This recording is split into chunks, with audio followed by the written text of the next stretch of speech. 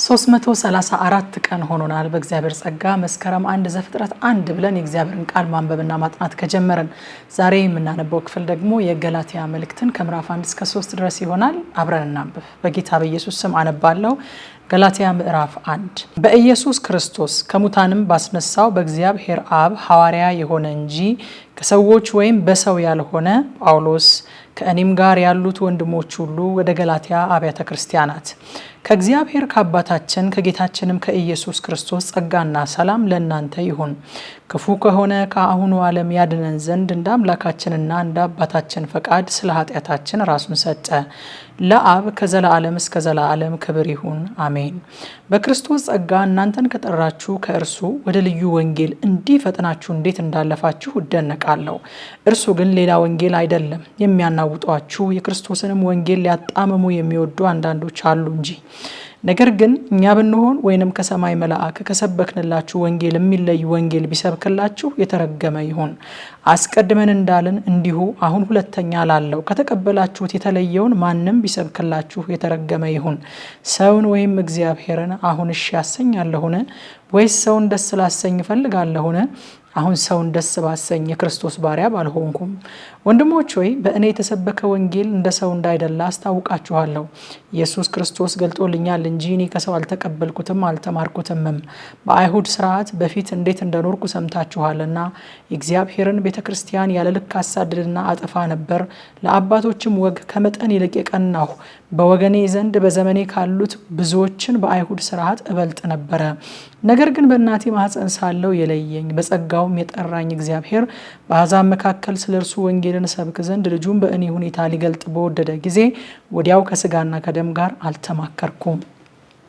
ከእኔም በፊት ሐዋርያት ወደ ነበሩት ወደ ኢየሩሳሌም አልወጣሁም። ነገር ግን ወደ አረብ ሀገር ሄድኩ። እንደገናም ወደ ደማስቆ ተመለስኩ። ከዚህ ወዲያ ከ3 ዓመት በኋላ ኬፋን ልጠይቅ ወደ ኢየሩሳሌም ወጥቼ ከእርሱ ጋር 15 ቀን ሰነበትኩ። ነገር ግን ከጌታ ወንድም ከያዕቆብ በቀር ከሐዋርያት ሌላ አላየሁም። ስለምጽፍላችሁም ነገር እነሆ በእግዚአብሔር ፊት ሐሰት አልናገርም። ከዚህ ወዲያ ወደ ሶርያና ወደ ኪልቅያ አገር መጣው። በክርስቶስም ያሉት የይሁዳ ማህበሮች ፊቴን አያውቁም ነበረ። ነገር ግን ቀድሞ እኛን ያሳደደ የነበረ እርሱ በፊት ያጠፋውን የነበረውን ሃይማኖት አሁን ይሰብካል ተብሎ ሲነገር ይሰሙ ነበረ። ስለ እኔም እግዚአብሔርን ያከብሩ ነበረ። ምዕራፍ 2 ከዚያ ወዲያ ከ14 ዓመት በኋላ ከበርናባስ ጋር ቲቶን ደግሞ ይዤ ወደ ኢየሩሳሌም ሁለተኛ ወጣሁ። እንደተገለጠልኝም ወጣሁ። ምናልባትም በከንቱ እንዳልሮጥ ወይም በከንቱ ሮጬ እንዳልሆን በአሕዛብ መካከል የምሰብከውን ወንጌል አስታወቅኳቸው። ዋኖች ግን መስለው ለሚታዩ ለብቻቸው አስታወቅኳቸው። ነገር ግን ከኔ ጋር የነበረ ቲቶ እንኳ የግሪክ ሰው ሲሆን ይገረዝ ዘንድ ግድ አላሉትም። ነገር ግን ባሪያዎች ሊያደርጉን በክርስቶስ ኢየሱስ ያለንን አርነታችንን ይሰልሉ ዘንድ ሾልከው በስውር ስለገቡ ስለ ሐሰተኞች ወንድሞች ነበረ። የወንጌልም እውነት በእናንተ ዘንድ ጸንቶ እንዲኖር ለአንድ ሰዓት እንኳ ለቀን አልተገዛንላቸውም። አለቆች የመሰሉት ግን በፊት ማን እንደነበሩ አይገደኝም። እግዚአብሔር የሰውን ፊት አይቶ አያደላም። አለቆች የመሰሉት አንዳች እንኳ አልጨመሩልኝምና ተመልሰው ግን ጴጥሮስ ለተገረዙት የሆነውን ወንጌል አደራ እንድትሰጠው እንዲሁ ለእኔ ላልተገረዙት የሆነው ወንጌል አደራ እንድትሰጠኝ አዩ። ለተገረዙት ሐዋርያ እንዲሆን ለጴጥሮስ የሰራለት ለእኔ ደግሞ ለአሕዛብ ሐዋርያ እንደሆን ሰርቷልና። ደግሞ የተሰጠኝን ጸጋ አውቀው አእማድ መስለው የሚታዩ ያዕቆብና ኬፋ ዮሐንስም እኛ ወደ አሕዛብ እነርሱ ወደ ተገረዙት ይሄዱ ዘንድ ለእኔና ለበርናባስ ቀኝ እጃቸውን ሰጡን። ድሆችን እናስብ ዘንድ ብቻ ለመኑን። ይህንንም ደግሞ ላደርግ ተጋው። ነገር ግን ኬፋ ወደ አንጾኪያ በመጣ ጊዜ ፊት ለፊት ተቃወምሁት፣ ይፈረድበት ዘንድ ይገባ ነበርና። አንዳንድ ከያዕቆብ ዘንድ ሳይመጡ ከአሕዛብ ጋር አብሮ ይበላ ነበርና፣ በመጡ ጊዜ ግን ከተገረዙት ወገን ያሉትን ፈርቶ ያፈገፍግ ነበርና ከእነርሱ ተለየ። የቀሩትም አይሁድ ደግሞ በርናባስስ እንኳ በግብዝነታቸው እስከተሳበ ድረስ ከእርሱ ጋር አብረው ግብዞች ሆኑ። ነገር ግን እንደ ወንጌል እውነት በቅንነት እንዳልሄዱ ባየው ጊዜ በሁሉ ፊት ኬፋን አንተ አይሁዳዊ ሳለህ በአይሁድ ኑሮ ያይደለ በአሕዛብ ኑሮ ብትኖር አሕዛብ በአይሁድ ኑሮ ሊኖሩ እንዴት ግድ አልካቸው አልኩት። እኛ በፍጥረት አይሁድ ነን፣ ኃጢአተኞችም የሆኑ አሕዛብ አይደለንም። ነገር ግን ሰው በኢየሱስ ክርስቶስ በማመን እንዲጸድቅ እንጂ በሕግ ስራ እንዳይሆን አውቀን ስጋን የለበሰ ሁሉ በሕግ ስራ ስለማይጸድቅ እኛ ራሳችን በሕግ ስራ ሳይሆን በክርስቶስ እምነት እንጸድቅ ዘንድ በክርስቶስ ኢየሱስ አምነናል። ነገር ግን በክርስቶስ ልንጸድቅ የምንፈልግ ስንሆን ራሳችን ደግሞ ኃጢአተኞች ሆነን ከተገኘን እንግዲያስ ክርስቶስ የኃጢአት አገልጋይ ነዋ አይደለም። ያፈረስኩትን ይህንን እንደገና የማንስ ከሆንኩ ራሴ ሕግ ተላላፊ እንደሆን አስረዳለሁና እኔ ለእግዚአብሔር ሕያው ሆኜ እኖር ዘንድ በሕግ በኩል ለሕግ ሞቼ ነበርና ከክርስቶስ ጋር ተሰቅያለሁ። እኔም አሁን ሕያው ሆኜ አልኖርም፣ ክርስቶስ ግን በእኔ ይኖራል። አሁንም በሥጋ የምኖርበት ኑሮ በወደደኝና ስለ እኔ ራሱን አሳልፎ በሰጠው በእግዚአብሔር ልጅ ላይ ባለ እምነት የምኖረው ነው። የእግዚአብሔርን ጸጋ አልጥልም። ጽድቅስ በሕግ በኩል ከሆነ እንኪያስ ክርስቶስ በከንቱ ሞተ። ምዕራፍ 3 የማታስተውሉ የገላትያ ሰዎች ሆይ በዓይናችሁ ፊት ኢየሱስ ክርስቶስ እንደተሰቀለ ሆኖ ተስሎ ነበረ። ለእውነት እንዳትታዘዙ አዚም ያደረገባችሁ ማን ነው? ይህን ብቻ ከእናንተ እንድማር እወዳለሁ። በሕግ ስራ ወይንም ከእምነት ጋር በሆነ መስማት መንፈስን ተቀበላችሁን? እንዲህን የማታስተውሉ ናችሁ? በመንፈስ ጀምራችሁ አሁን በሥጋ ትፈጽማላችሁ። በውኑ ከንቱ እንደሆነስ እንደዚህ ያለ መከራ በከንቱ ተቀበላችሁን? እንግዲህ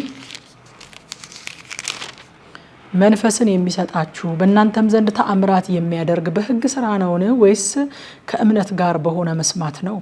እንዲሁ አብርሃም በእግዚአብሔር አመነና ጽድቅ ሆኖ ተቆጠረለት። እንኪያስ ከእምነት የሆኑት እነዚህ አብርሃም ልጆች እንደሆኑ እወቁ።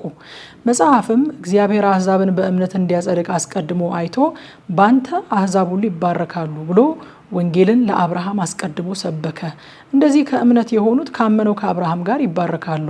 ከሕግ ስራ የሆኑት ሁሉ በእርግማን በታች ናቸውና በሕግ መጽሐፍ በተጻፉት ሁሉ ጸንቶ የማይኖር የማያደርግም ሁሉ የተረገመ ነው ተብሎ ተጽፏልና፣ ጻድቅ በእምነት ይኖራል ተብሏልና። ማንም በእግዚአብሔር ፊት በሕግ እንዳይጸድቅ ግልጥ ነው።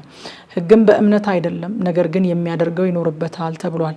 በእንጨት የሚሰቀል ሁሉ የተረገመ ነው ተብሎ ተጽፏልና፣ ክርስቶስ ስለኛ እርግማን ሆኖ ከሕግ እርግማን ዋጀን፣ የመንፈስን ተስፋ በእምነት እንድንቀበል የአብርሃም በረከት ወደ አሕዛብ በኢየሱስ ክርስቶስ ይደርሳቸው ዘንድ።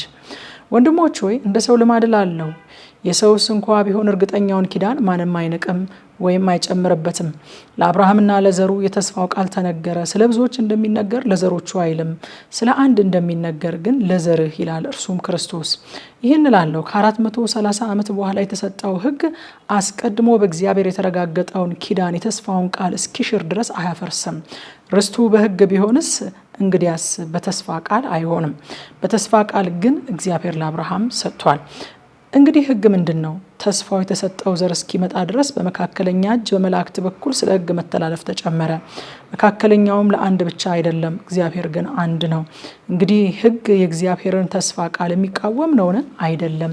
ሕያው ሊያደርግ የሚቻለው ሕግ ተሰጥቶ ቢሆንስ በእውነት ጽድቅ ከሕግ በሆነ ነበረ። ነገር ግን በኢየሱስ ክርስቶስ ከማመን የሆነው የተስፋ ቃል ለሚያምኑ ይሰጥ ዘንድ መጽሐፍ ከኃጢአት በታች ሁሉን ዘግቶታል። እምነትም ሳይመጣ ሊገለጥ ላለው እምነት ተዘግተን ከሕግ በታች እንጠበቅ ነበረ። እንደዚህ በእምነት እንጸድቅ ዘንድ ሕግ ወደ ክርስቶስ የሚያመጣ ሞግዚታችን ሆኗል። እምነት ግን መጥቷልና ከእንግዲህ ወዲህ ከሞግዚት በታች አይደለንም። በእምነት በኩል ሁላችሁ በክርስቶስ ኢየሱስ የእግዚአብሔር ልጆች ናችሁና ከክርስቶስ ጋር አንድ ትሆኑ ዘንድ የተጠመቃችሁ ሁሉ ክርስቶስን ለብሳችኋልና። አይሁዳዊ ወይንም የግሪክ ሰው የለም፣ ባሪያ ወይም ጨዋ ሰው የለም፣ ወንድም ሴትም የለም፣ ሁላችሁ በክርስቶስ ኢየሱስ አንድ ሰው ናችሁና። እናንተም የክርስቶስ ከሆናችሁ እንኪያስ የአብርሃም ዘር እንደ ተስፋውም ቃል ወራሾች ናችሁ ይላል። ከምሽቱ 3 ሰዓት በኢትዮጵያ ሰዓት አቆጣጠር ሁልጊዜ እንደምናደርገው በቲክቶክ እና በቴሌግራም ገጻችን በቀጥታ ስርጭት የተነበበውን ክፍል እናጠናለን። ኑና አብረን እናጥና።